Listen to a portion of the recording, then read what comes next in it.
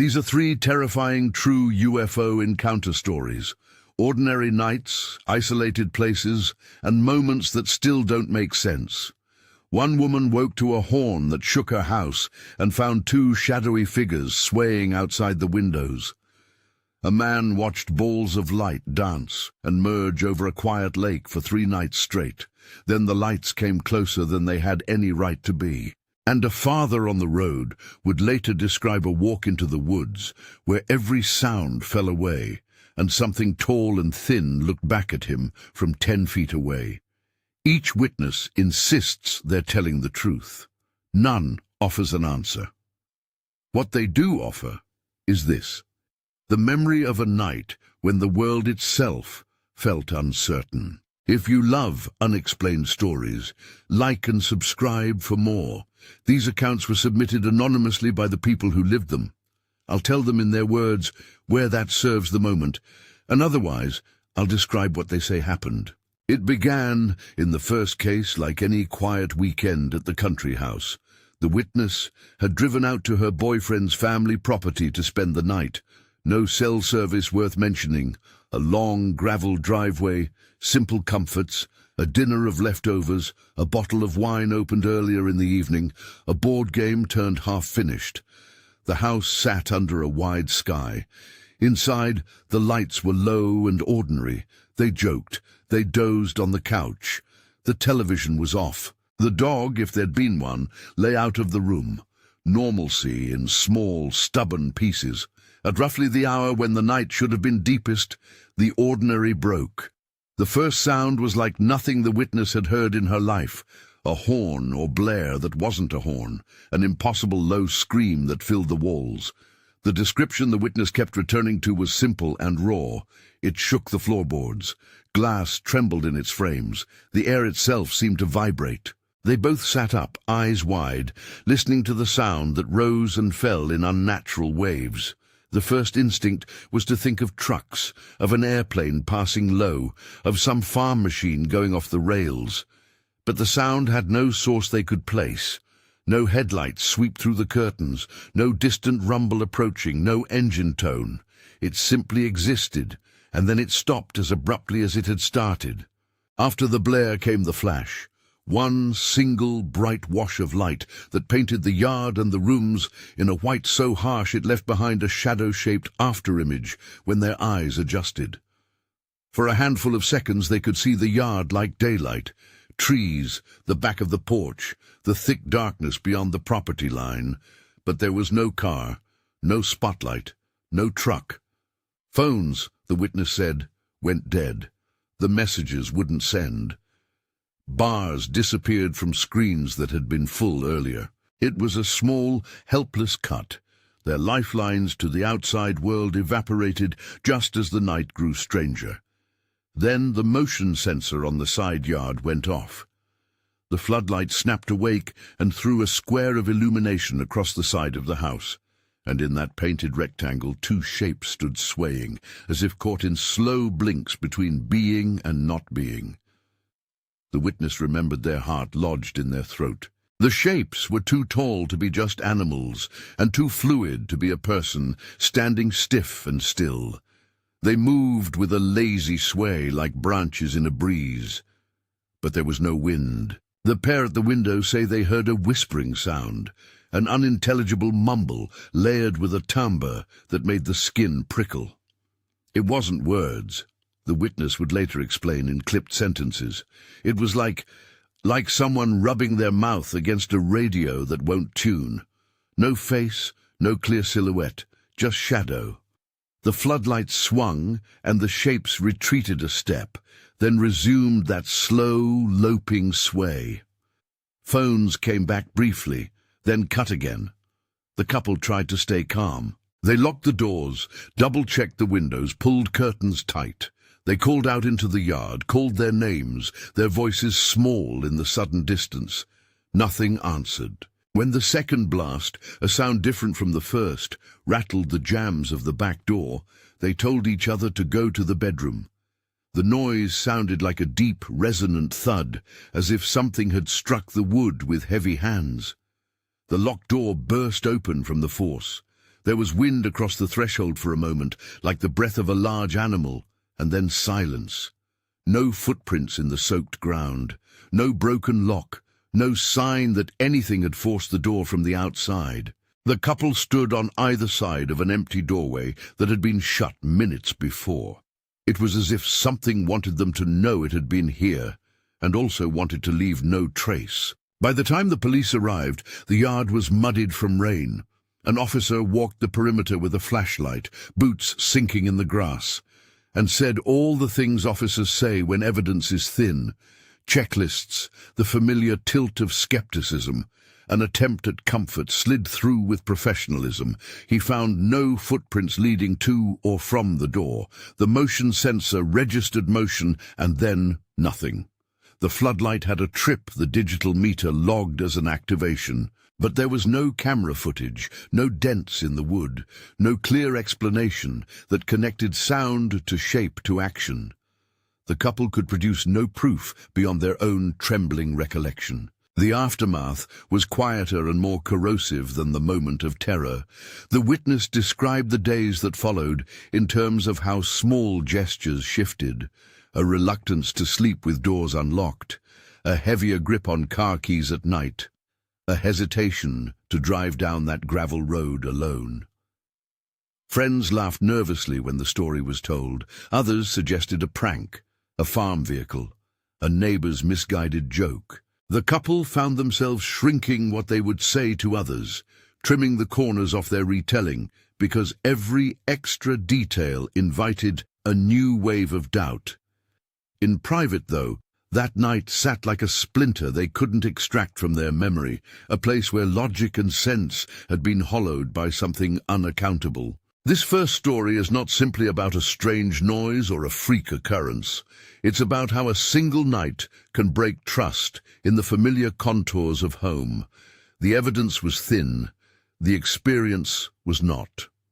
The tension between the thing witnessed and the lack of anything verifiable would become a recurring pattern through all three accounts we'll hear tonight. It started like any ordinary move for the second witness. He had recently ended a long relationship and felt untethered, so he moved back to his parents' small lakeside camp to regroup. It was the kind of place that sits half-forgotten at the edge of a childhood. Screened porches, a rowboat stored upside down, a gravel pull-off that led to nothing but water and trees. He brought with him one companion who kept him from feeling completely alone, a black Labrador named Zemo, who stuck close and kept his nose in his business. At first the days were helpfully mundane. He fished, he fixed small things. He drank coffee on the dock. He slept slowly for the first time in weeks. On the first night, the lights showed up as a curiosity. From the dock he watched small spheres of light appear on the horizon, hovering and dancing in a pattern that at first felt deliberately playful. He thought of lanterns or drifting campfires. He considered briefly whether other people had brought lights out on the lake, but the balls moved in odd concert, merging like soap bubbles that decide at the last moment to join and become larger. When two or three became one, it was as though the air itself had decided to gather energy into a single point of brightness, then hold it steady above the water. Zemo sat rigid and kept watch.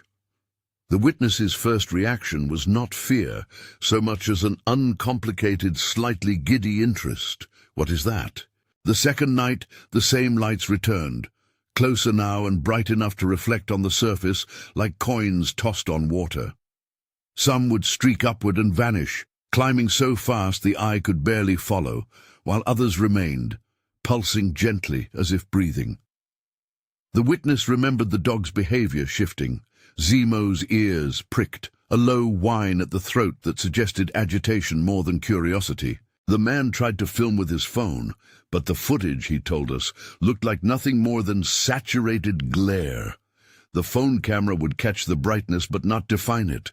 The lights behaved without physics, he knew, pausing mid-air, merging without billowing down, veering with an intent he could not account for.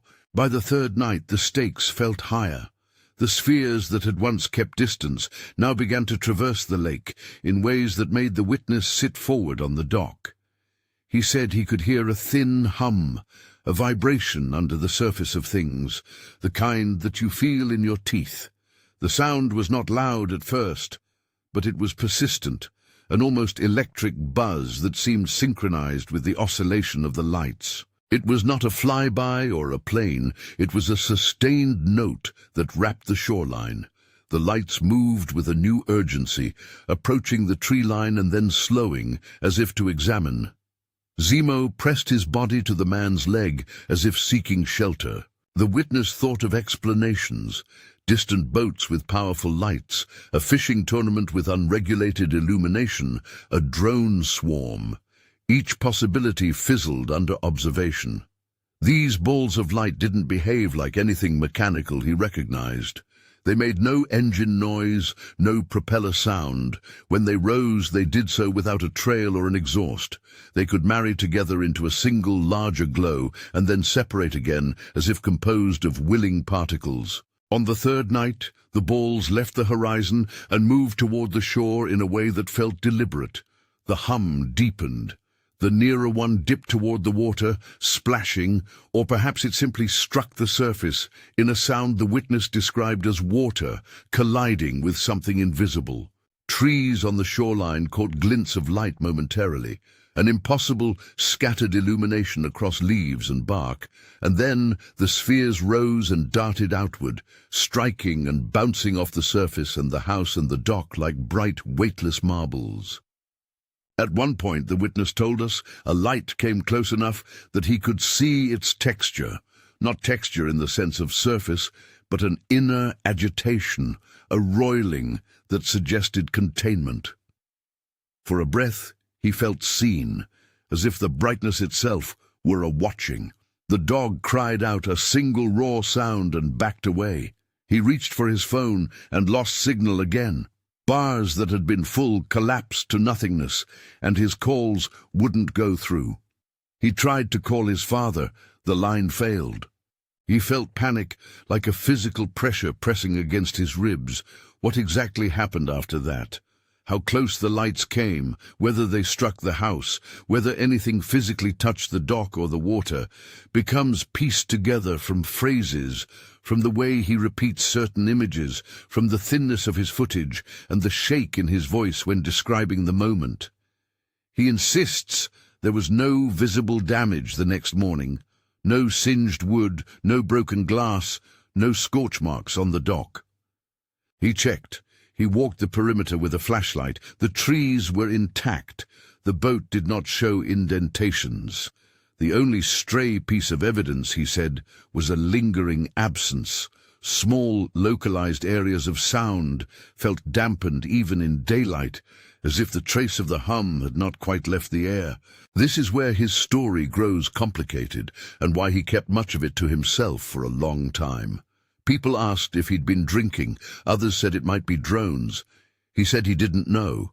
He did not feel like a reliable narrator in the eyes of friends and family, even as he tried to reconcile the 3 nights into something sensible.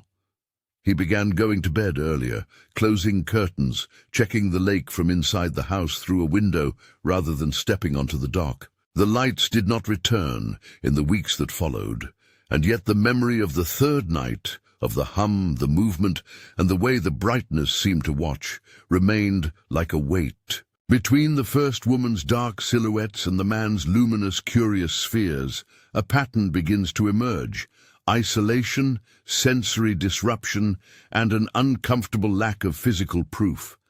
Both witnesses describe moments when ordinary technology failed them, their phones going dead, footage incapable of showing what the eye had seen. Both mention animals behaving as if they perceived something beyond human sight. Both end with a feeling of being reduced, as if their lived certainty had been pared down to a single poor sentence to share with others. The light over the lake held on the horizon longer than it should have, and on the 2nd night the witness watched it as he would watch anything dangerous that wasn't quite his to touch. He cited the camp's old habits, leaving a light on the porch, locking the shed, small rituals meant to keep the dark at bay. But rituals only go so far when the dark itself behaves in unexpected ways. On the third night, as the spheres moved, one in particular seemed to hang between water and air, like an answer waiting for a question. Zemo wouldn't leave his side. The hum throbbed. He said he stepped down from the dock to the shoreline to get a nearer look. The cold water lapped at his ankles without concern. He remembers the viscosity of the air at that moment, a thickness at the back of his throat, like stepping through a membrane. He remembers the way the light's reflection split across the ripples and then patched itself into impossible, clear mirror images that didn't line up with the world's geometry. He lifted his hand to shield his eyes, and in the sudden darkness behind his palm, the spheres rearranged themselves. One of them paused, as if watching him watch, and for an instant he felt not alone, but observed in a way language failed to hold. He felt time elongate and then compress. A single minute felt like no time at all, and then like an hour. The thing about memories is that they are built from senses and emotion braided together. He describes a smell, metal and rain or electricity, arriving on the breeze, then retreating.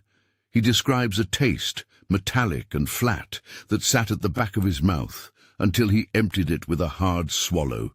He describes how, at one point, the dog bolted into the brush away from the shore and refused to come back out, whimpering in a place that was usually shelter. He fumbled with his phone to gather proof, and could only capture an overexposed bloom, where a spherical light had been.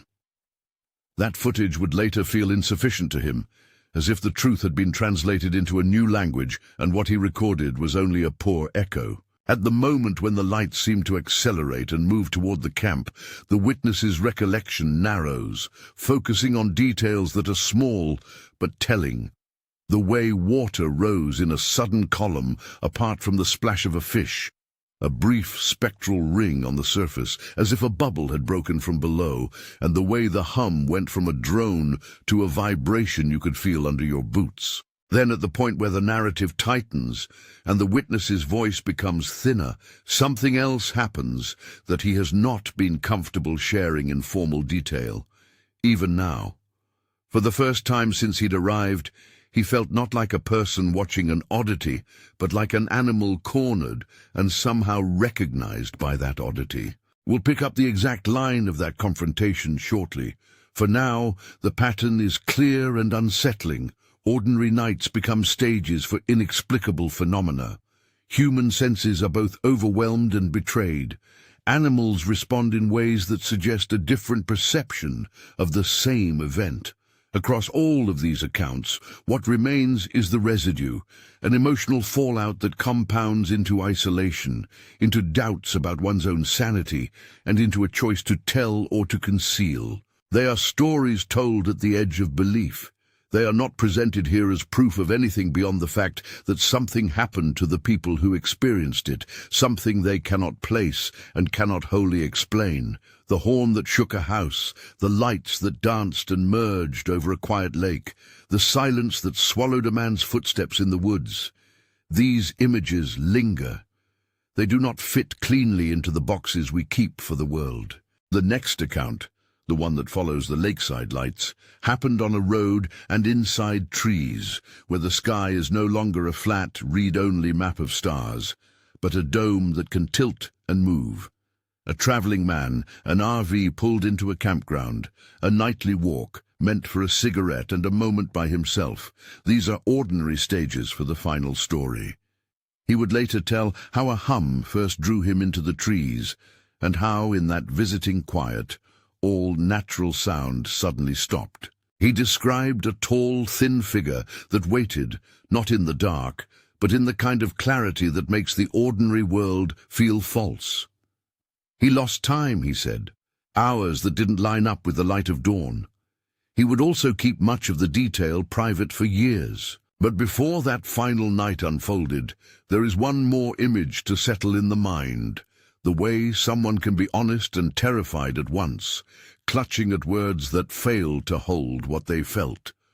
The first two witnesses both used the same small phrase to describe what lingered afterward, a doubt that sits like a stone in the pocket. They wondered whether telling the story would make them seem credulous, whether the people they'd once been practical, measured, were gone. They wondered how to hold a life where the thin membrane between known and unknown had been ruptured. On the porch of the lakeside camp, as he watched the lights, the man found himself moving through an interior landscape changed by the event. Nights that followed were cautious. He cancelled plans. He left Zemo inside more often. He checked the dock at odd hours with a flashlight, not because he expected to see the spheres again, but because he wanted to find the line where ordinary life resumed. He wanted the reassurance of scuffed planks and mosquito-repellent bottles and dew on the line. Those things were still there, but memory once altered does not return to its original shape. There is a certain cruelty in unexplained events. They do not provide the catharsis of resolution. They insist instead on a lingering question, and those questions shadow daily life in ways that are hard to measure. People close to the witnesses tried to give practical answers: drones, miscalculated boat lights, psychological stress.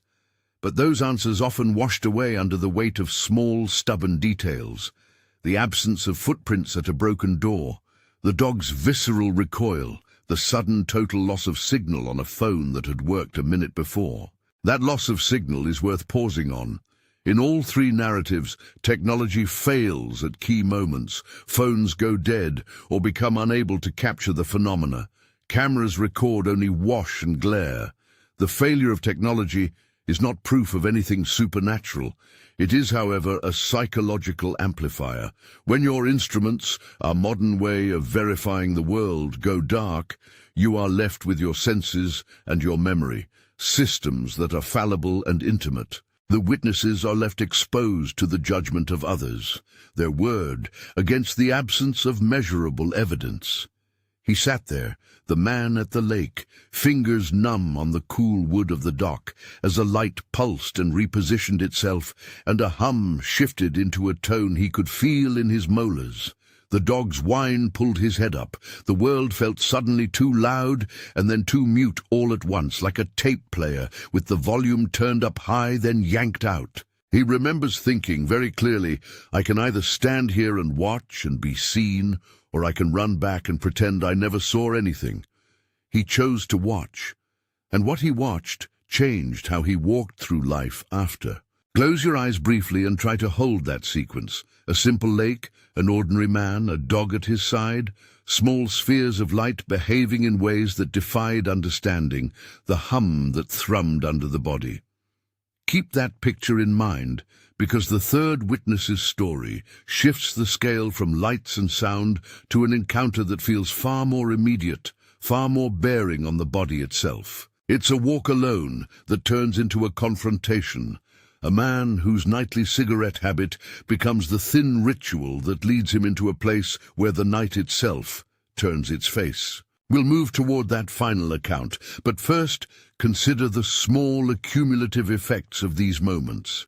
People who once slept easily now check windows. Friends exchange knowing, skeptical glances. Animals reveal allegiances to a world the rest of us cannot read. The three stories are separate and disconnected in geography and in detail, but they share a mood. The mood of a world that has opened a seam and let something leak through. The witnesses are not evangelists or hoaxers. They are ordinary people who were present when the seam opened and who are left with a story they cannot fully prove. Tonight's accounts do not offer resolution. They offer the experience itself, which is both cautionary and intimate. The horn that shattered a quiet home, the lights that orbited and watched over a lake, the silence that swallowed a man's footsteps in the woods. Each of these remains unresolved, and each continues to affect the people who saw them. If you've ever felt the world tilt in a single night, you recognize that small, private terror, the way certainty slips away and the horizon becomes a question. As the night deepened over the lake, the hum rose to a frequency that had become impossible to ignore. The spheres moved like thinking things, like animals with an intelligence shaped to motion. Zemo's hair rose along his back. The man reached for a flashlight, switched it on, and watched as the beam hit nothing but the normal surface of water and the reflection of stars. The light nearest to the shore slowed, then drew itself into a compact, intense orb, brighter than before. For a moment the witness saw the orb hang over the ripples like a suspended sun. Then the hum deepened so that it mouthed against his teeth. He could feel his heartbeat in his ears, and with that pressure came a sense of being addressed, not with words, but with a directed attention that made his skin crawl. He was not the only one uneasy. The trees along the shore seemed to stand straighter, leaves frozen in place as if someone had pressed pause on the night. The silhouette of the boathouse blurred, then sharpened, as if a fog rolled in and out of focus in a heartbeat. For the first time since he had been a child, the man felt the sky lean in. He remembers how the light's reflection no longer matched the actual position of the orb. Reflections skewed, angles betrayed themselves, and the geometry of the scene failed. He felt small and exposed and entirely observed. Zemo whined again and tugged the man toward the camp, as if the dog's body knew a distance to safety he did not. At that critical point, the witness said, he made a choice. He either would retreat and lock himself inside, or he would step forward and confront the thing that watched. He told himself that rationality required retreat. He told himself that anybody could explain it. Instead, part of him moved forward because curiosity and a stubborn desire to anchor what he'd witnessed combined into one dangerous decision. He took a step toward the light and immediately felt the world shift. The hum condensed into a single pressure, and the air around his chest felt oddly thick. He could not say whether seconds or minutes flickered past. He could only say that the moment left him with a sense of having been measured and found insufficient. Then the lights did something he could not neatly explain. We will return to the moment the spheres closed ranks and moved through the shoreline, but before that turn, we need to let the weight of these two encounters settle. Two households, two nights, two sets of senses violated in ways that do not line up with ordinary experience. When official systems, police, cameras, the simple judgment of neighbors fail to provide clarity, the people who live through these events are left in a precarious limbo. They are believed by some and dismissed by others. They become, often unwillingly, the owners of a small, private terror. The final story, the one that would be told later and kept in silence for years, takes place beside the thin metallic comforts of a moving home. An RV park at the edge of a forest, an ordinary couple, a father who likes to walk at night for a cigarette and a moment to himself. He would later say that the habit was partly about solitude, a way to think without the commercial soundtrack of radio or strangers. On one of those nights, a sound reached him, a pulsating hum unlike anything he'd previously heard in the trees. It pulled him in like a scent, like curiosity, like a current underfoot. He followed the noise into the woods, leaving the glow of the RV's porch light behind. The path was familiar, beaten down by other travelers' feet, 100 small nights like this one leading him in. But as he walked further from the campsite, the noise grew clearer, and the ordinary sounds of the forest, the cricket fuss, the water's flow, the rustle of small animals, fell away. It was as if someone had turned off the world one circuit at a time. His own breath became loud in his ears. He would later say the silence that replaced the ambient life of the forest was the most unnatural thing of all, because it felt intentional, as if the woods had been asked to hold their breath. And then, in that vacuum of sound, he saw a figure, not a silhouette exactly, but a shape, tall, thin, upright in the way a human is upright, but without the proportional constraints of a human body. It loomed in the hush, 10 feet away, the distance measured in the recoil of a thought. It had, he said, a head too large for its neck, and eyes that glowed with a wet, reflective sheen like oil on water. It remained perfectly still, testing him with a stare that did not flicker into meaning. When he moved, the figure flinched with a quick, bird-like jerk, then retreated with a noise he could not name, a dry, skittering sound. And then it was gone, moving not on feet the way a human would, but with a kind of rapid, economical displacement that suggested something else entirely. He checked his watch later and could find a gap, hours that did not line up with the light of dawn. He remembers a whoosh overhead as the sky brightened, heavy and soundless in a way that felt anti-gravity, and a yawning sense of time that measured itself wrong. For years he kept the story close, told once to his wife in the thin light of early morning and then to a friend after a few beers, but he hesitated to tell it outside the small circle of trust he had. Why?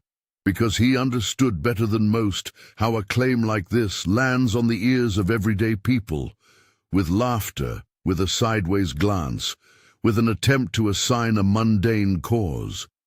He did not have footprints to show. He did not have torn clothing. He had only his memory, which shifted with time in both color and detail. What ties these tales together is not a neat pattern of cause and effect, but an emotional geography. Each witness came away with altered trust. Trust in home, in the quiet of a lake, in the night air. Each had an animal respond in a way that suggested perception beyond human senses. Each experienced the failure of technology to translate the event into objective proof. And each reported an encounter that left them not with clarity, but with an abiding, uncomfortable question. We pause here on the verge of the woods because each story is a fragile thing when told aloud. The first two accounts carry us across thresholds of noise and light. The third will take us into a silence so complete it changes how a person measures time. Taken together, these three narratives sketch a topology of the unknown. They show how small disruptions, an impossible horn, dancing lights, a sudden muting of the world, can widen into something that shadows a life. Later, we'll return to the lakeside dock at the moment the spheres move shoreward, and we'll go deeper into the woods for the man who found a figure waiting in the hush. For now, hold on to the images. The flash that painted a house like a photograph. The spheres that merged over calm water. The silence that swallowed the sound of footsteps in dark trees. Each image resists tidy explanation. Each lingers in the memory of someone who was there. If you've ever felt the world tilt on a night you thought would be ordinary, you know the small, private terror these witnesses describe. It is a terror not of spectacle, but of dislocation. The feeling that the rules you have counted on can, in a single instant, no longer be trusted. The three encounters we began to hear tonight are not resolved. They are instead open wounds, questions that ache without a cure. We will continue with the lake and the woods, moving toward those moments that pushed each witness to the edge of belief. For now, let the weight of what they describe settle in the mind. A horn loud enough to rattle bones, lights that merged like living things, and a silence so full it felt like a presence. These are not ghost stories told for thrill. They are first-person accounts of nights that now belong to the people who lived them and to no one else. He took the step forward, and the night changed shape again. The hum condensed into something you could almost hold in your chest, a pressure that made breathing feel like moving through syrup. The nearest sphere shrank and brightened until it was a pinpoint of pure, tight light. For a heartbeat, the world seemed to rotate around that point. The ripples in the water stilled, the insects froze mid-song, and the man could feel his fingernails blanch as he gripped the dock rail. Then the lights moved the way living things move, choosing, testing, adjusting. One drifted closer to the shoreline until its glow smeared across the algae and left no visible mark. Another swung out, arced like a skipping stone, and brushed the roofline of the boathouse with a lick of illumination that looked for all the world like contact, but left no burn, no melt, nothing the next morning to prove it had ever happened. A third dove, and seemed to strike the water. The sound that followed was unlike any splash he'd heard. It was a wash of tone. The water didn't ripple so much as shiver, like a sheet pulled across a table. For an instant, the reflection on the surface fractured into fine, concentric rings that had no source he could name. When a light struck the side of the house, the witness felt the whole structure respond with a low moan, as if the building itself had been acknowledged. He ran along the porch, heart jackhammering, and saw the orb skim the eaves and pivot away without leaving a trace. Every instinct urged him to flee. Something else, curiosity, obstinacy, a need to anchor, kept him there. The dog whined and refused to step closer, pressing its flank against his leg like an anchor for some fragile courage. His phone camera, he said, recorded nothing but a washed-out bloom. His saved footage would later look like a bright, unfocused smear. The bars on his screen winked out, then flashed back intermittently, refusing to be trusted. He tried to call his father again. The call died in the same way, mid-ring, as if the line itself had been interrupted by a force that had nothing to do with towers or signal strength. Then, as suddenly as they had closed in, the orbs withdrew. One after another they lifted, not with the clumsy acceleration of a thrown object, but with a patient, deliberate grace. They climbed straight upward, slicing the sky with threads of light, and then in less time than it takes to decide to run, they were gone, swallowed by the dark or some larger seam in the night. The hum loosened and retreated until it was only the echo of a memory under the ribs. The dock creaked beneath his feet. Zemo shook himself like a man waking from a fever dream. Morning offered no clear ledger. He walked the shoreline with a flashlight and a hangover of adrenaline, looking for scorch marks, torn leaves, anything he could point to and say, there it is. There was nothing. The deckboards were intact, the trees bore only dew, the water offered no residue. What remained, stubborn as a salt ring on a glass, was the feeling, an interior abrasion the witness could not rub away. He found himself watching the horizon more than seeing it. It had become a place where something might decide to return. He did not tell many people. He had been careful in the months after his breakup to rebuild a life that felt steady. This strange series of nights upset the equilibrium. When he did tell a few friends, they asked about boats and lights on the water, about drones and parties that might explain oddness. He answered with the same guarded phrase, "I don't know." Then, the uncertainty ate at him more than any rumor. At times he wondered if memory itself was faulty, an old defense against grief or loneliness manifesting as something else.